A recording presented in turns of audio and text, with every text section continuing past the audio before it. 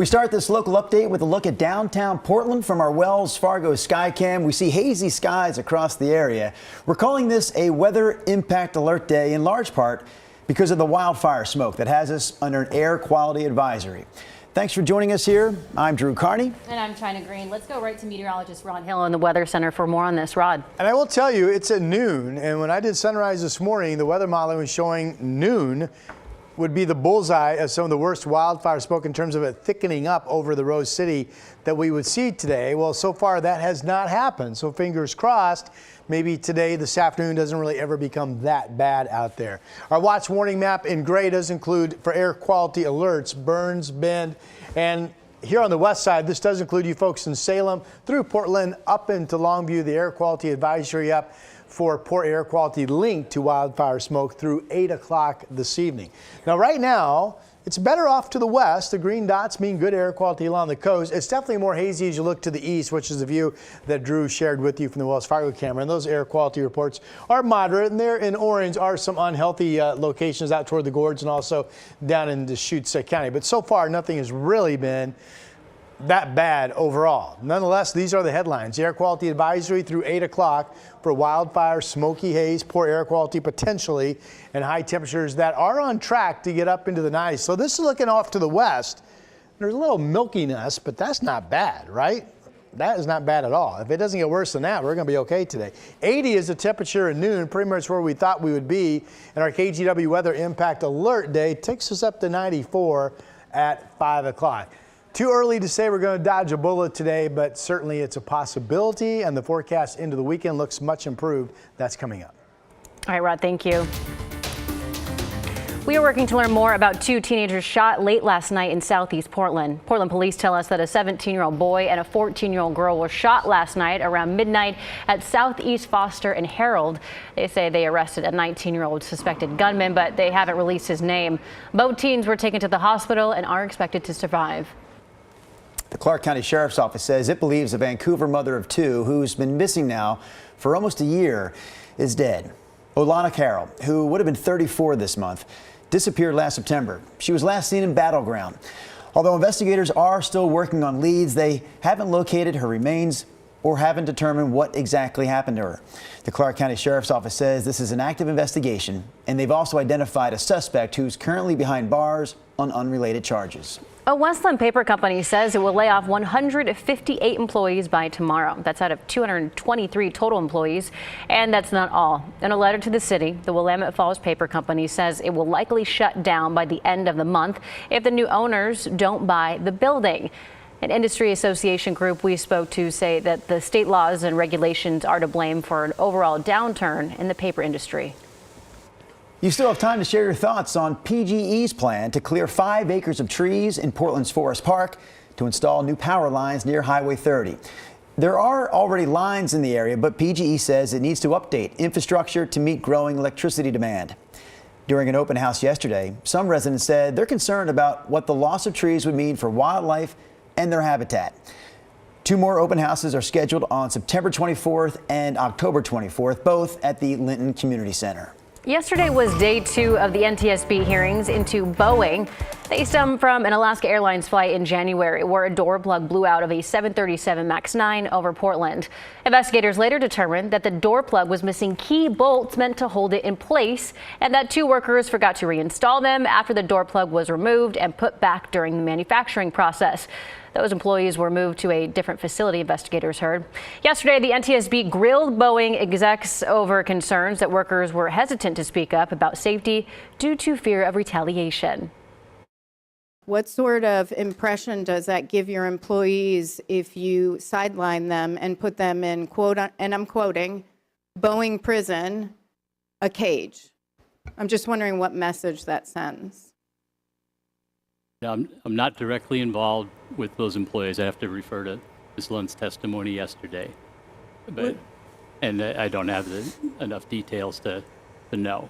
The NTSB is now planning a safety culture survey of Boeing employees.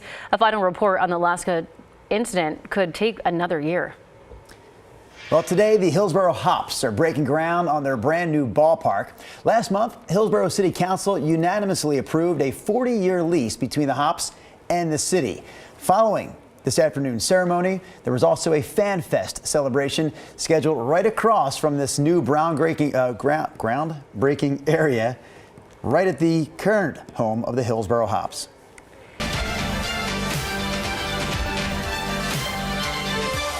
Some athletes from Team USA already making their way home from the Paris Olympics, including gymnast Jade Carey wearing a gold and a bronze. The Oregon State star returned to Corvallis last night, and as Orlando Sanchez explains, Beaver Nation threw her a celebration to remember. While it's all cleared out here in Corvallis, there was a block party, a summertime pep rally in front of Reser Stadium as Beaver Nation showed out by the hundreds to welcome home the school's most decorated gymnast of all time and two-time Olympic gold medalist, Jade Carey. From Paris to Corvallis. It's rare to have a hometown hero. Hundreds of fans outside Reser Stadium I just wanted to show that we love her and we're proud of her. to show their appreciation. It's amazing. Like we feel a lot of pride. I was really excited for her. She does really hard skills and she's really nice. I've always inspired her. She's just so amazing and I've always wanted to be like her when I grow up. Jade Carey is home, We're here for welcoming her home. rocking her Team USA gear with gold and bronze wrapped around her neck. To be able to bring home a gold and a bronze is something of my wildest dreams. Memories that last forever. I've been able to accomplish more than I've ever dreamed of in the past 3 years of being a Beaver. For Jade, this celebration is about more than the accolades. Her chance to say thank you. Your unwavering belief in me and the amazing community have been my backbone throughout this journey. OSU has been more than just a university. It's been my home, my family, and my source of strength.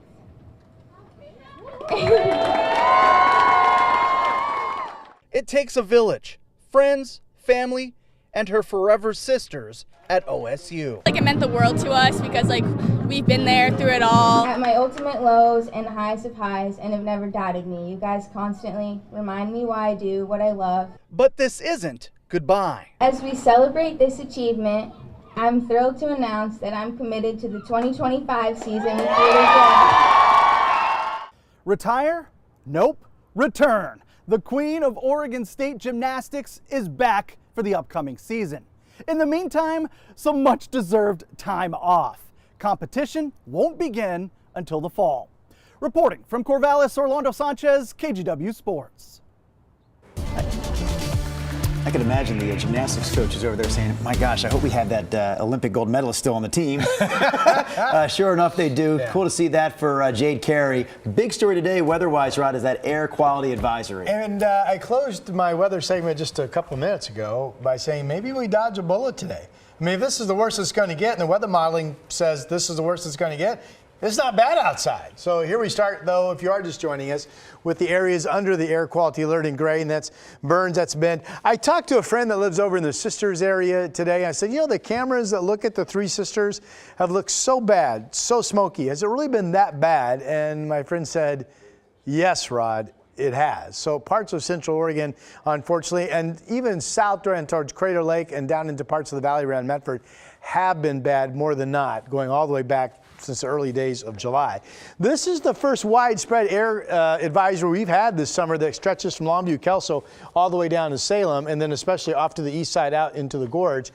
The advisory is up until 8 o'clock from the Weather Service, but here's the good news. So this is at 5 o'clock. Now, this shows the biggest smoke plume, one of the most active smoke plumes in the state, is this one that's coming off the fire up around Mount Adams. This is a timber fire. It's been putting out a tremendous amount of smoke. And the wind pattern has been drifting some of that down into Portland. Also, we're getting a little bit from the smaller fires that are out into the gorge. So the yellow would indicate some pretty decent smoke, but that's been showing that way at noon. And right now, it's really not that overcast. It's still kind of bright outside. What I really want to show you is going into the evening. This is 9 o'clock. See the fetch of blue? And if you look carefully, you see these little streamlines bringing in more of an aggressive northwesterly flow pattern in. So this is actually clearing out the smoke this evening quicker than what the same models showed it would happen that came out earlier this morning. And then the clearing with the westerly flow continues into tomorrow. So we should get back to pretty much just a blue sky tomorrow, which will hold all this smoke that's coming off of that fire from Mount Adams. That's a lot of smoke. at bay, at least up in north of the Portland area and north of Multnomah County. Now, obviously, we're still going to continue to watch areas of wildfire smoke and air alerts for the coming days across parts of our state. Expecting some afternoon sunshine at the beach. It's been brightening up a little bit, but still a lot of clouds from our Chinook Winds Casino Resort camera in Lincoln City. I'm surprised to see how this is live. I just grabbed this image literally a minute ago.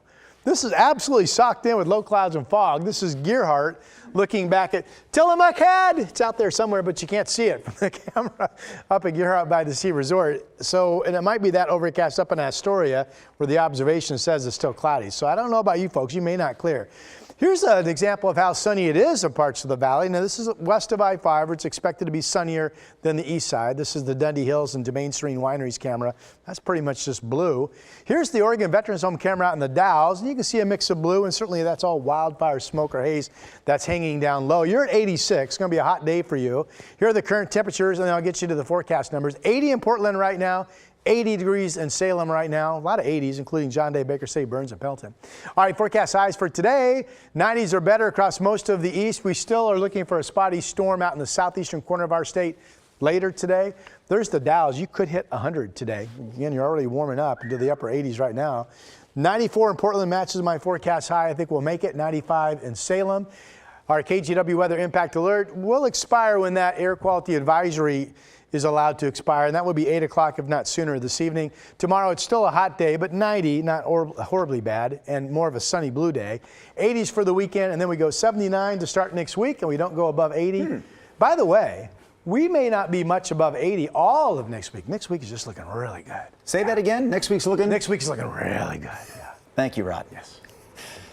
Well, you know what this music means, Mr. Rodney. It is the kickoff of a segment we call What to Do with China and Drew. So we're visiting towns and neighborhoods all around the area, and then you are telling us what to do when we get there. Today's segment takes us to Ridgefield, and we kick things off at the Clark County Fair.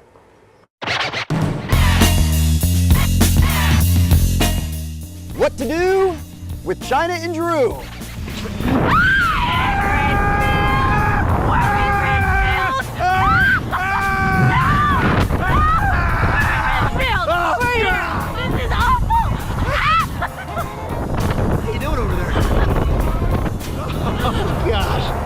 Whatever we do next, I want to be on solid ground. Viewer Cindy Nolan said we should check out Ridgefield National Wildlife Refuge. You can take a self-guided tour in your car, or in the summer months, you can get out and walk the trails. This place is so pretty and just relaxing.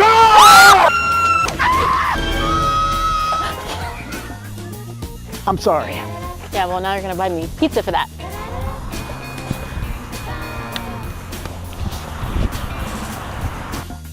Downtown Ridgefield is where we find bunnies.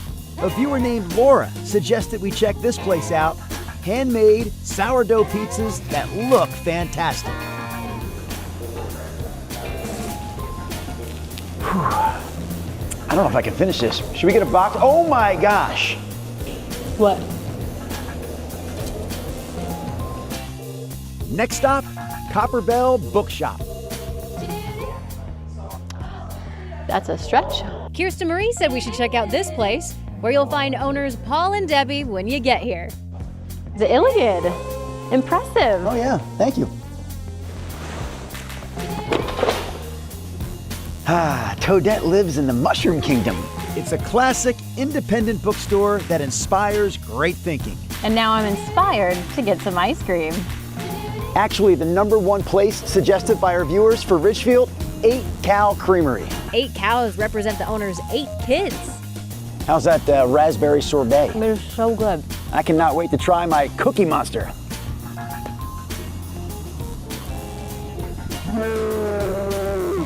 What is that?